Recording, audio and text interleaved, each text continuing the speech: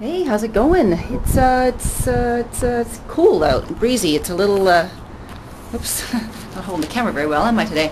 Trying to hold something under my arm that I want to show you in a minute. Yeah, it is cold. It's October. What can you do? There's nothing to talk about out there. There really isn't. There's nothing to talk about. All right, so today we're going to talk about this ad that I found in this newspaper. That sort of made me shake my head a little bit in frustration because I think it's kind of misleading. I'll show it to you quickly. I'm not going to spend a lot of time on it, but I'll read a lot of it to you. So there's the ad right there. Huge muscular guy taking a drink of this stuff called Super Pump Max, and then a bunch of information about it, and then this tiny little line that's really hard to read at the bottom. So this is what it says. It says Super Pump Max, the ultimate pre-workout supplement experience. What does Super Pump Max do?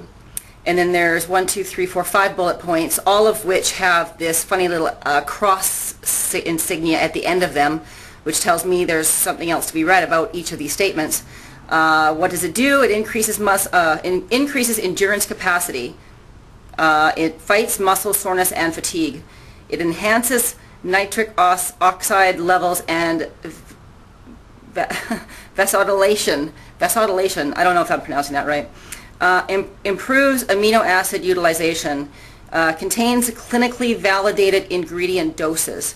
And then if you really get your reading glasses on, because I'm telling you this little piece of information at the very, very bottom that goes against the little X, little cross thing at the end of each of those sentences, it says, pardon me here, because it's really, really, really hard to read. It says, these statements have not been evaluated by the Food and Drug Administration. So in other words, they've made all these claims that no one can collaborate are true. So, you know, and there's that picture of that great big muscular guy drinking this stuff. I don't know if this is true, but my opinion is he is massive, and he probably is doing some kind of extra pharmaceuticals to get that weight. I don't think that it's just from weight training alone, or even this stuff that he's promoting. He may be on steroids. I'm not making the claim that he is. I'm just saying, to me, it looks like that he is. He's really massively huge. Huge. Too big for one human being.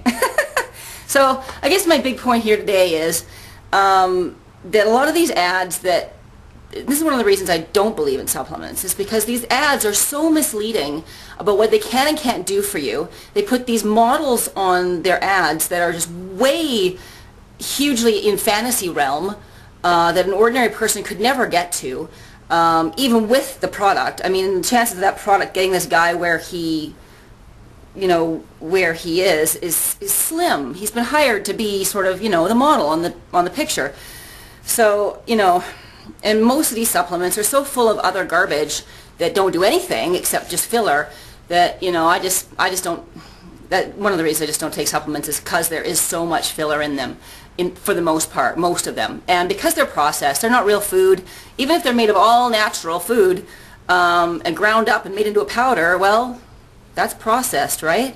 So anyway, but my biggest frustration is how misleading these ads can be to lead people down the garden path, that all they have to do is take this stuff that this guy's drinking and they'll be huge all of a sudden, or in a few months.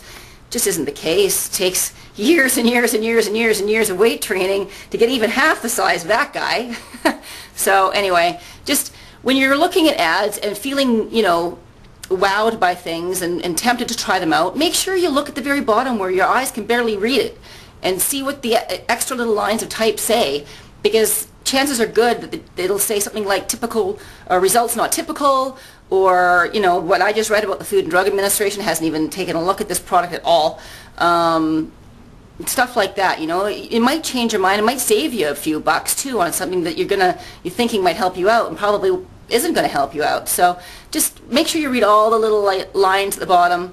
Model has been hired, blah, blah, blah. There's all sorts of stuff like that at the bottom of these ads. And even ladies for makeup, things that say it's going to reduce wrinkles. It usually says reduces the appearance of wrinkles. may cause more wrinkles, you never know, but in the moment it'll reduce the appearance of wrinkles, but it's not getting rid of your wrinkles. Your wrinkles are there. They're permanently unless you have them sliced out by a surgeon.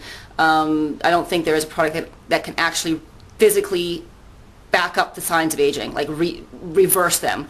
And if anything, any product out there says that it can, again, read the little teeny line of legalese at the bottom of the ad. You'll find something that you find very, very interesting, I'm sure. Anyway, that's all I've got today.